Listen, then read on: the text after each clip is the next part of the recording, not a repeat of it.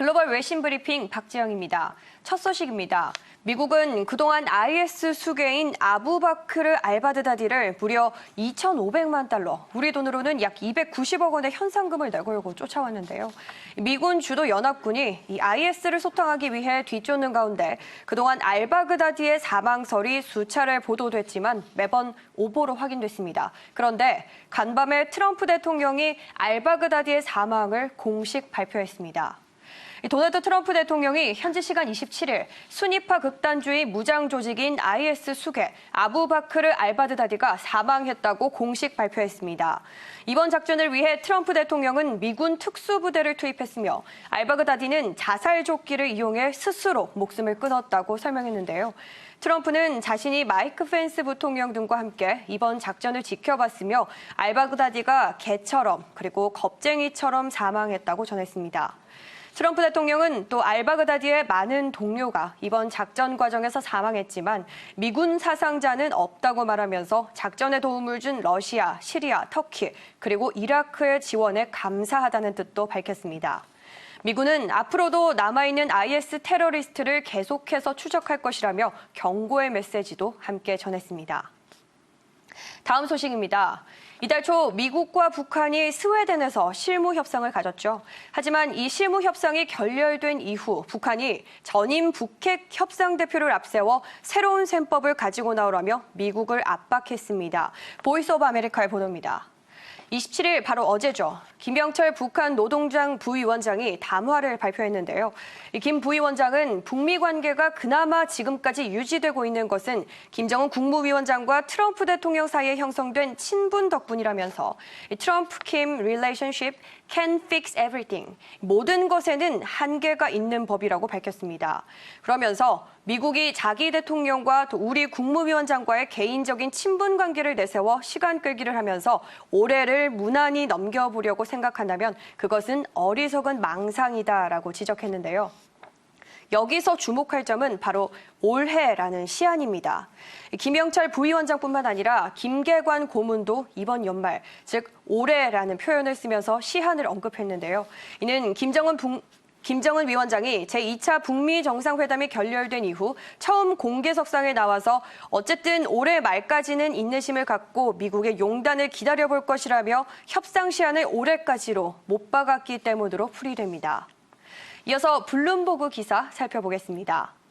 연일 보도되고 있는 이슈죠. 미중 무역 전쟁, 그리고 영국의 유럽연합 탈퇴, 즉 브렉시트 문제가 풀리지 않으면 글로벌 교역 규모가 연간 5천억 달러 감소할 것이란 전망이 나왔습니다. 우리 돈으로는 약 570조 원에 달하는 규모인데요.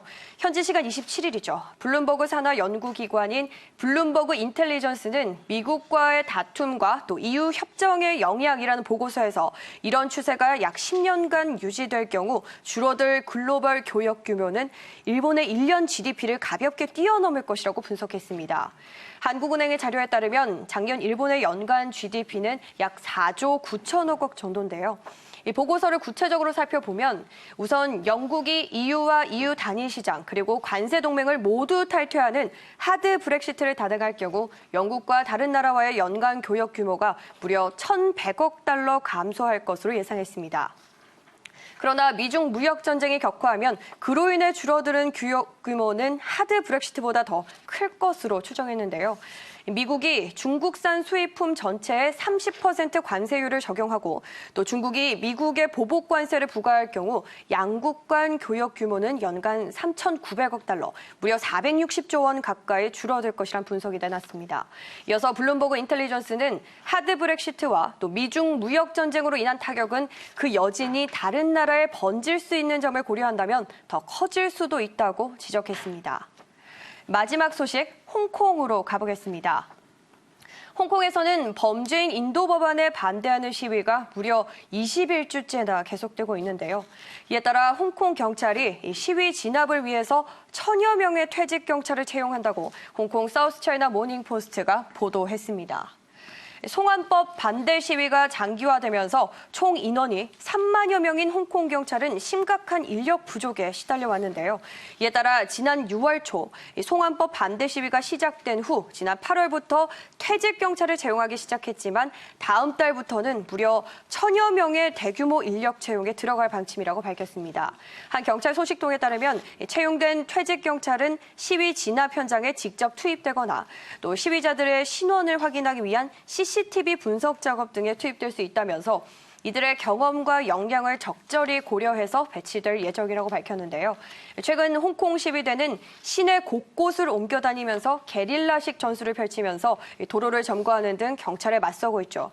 뿐만 아니라 중국계 은행이나 또 점포, 지하철역 등을 파손하고 불을 지르는 등 시위 강도가 높아지면서 경찰의 대응도 갈수록 어려워지고 있습니다. 보도에 따르면 지난 6월 초 송환법 반대 시위가 시작된 이후 경찰이 체포한 시위 참여자는 약 3,000명에 육박하고요. 또 시위 진압 과정에서 발사된 최루탄은 5,000발이 넘는 것으로 알려지면서 홍콩 시위의 심각성이 갈수록 더해지고 있습니다.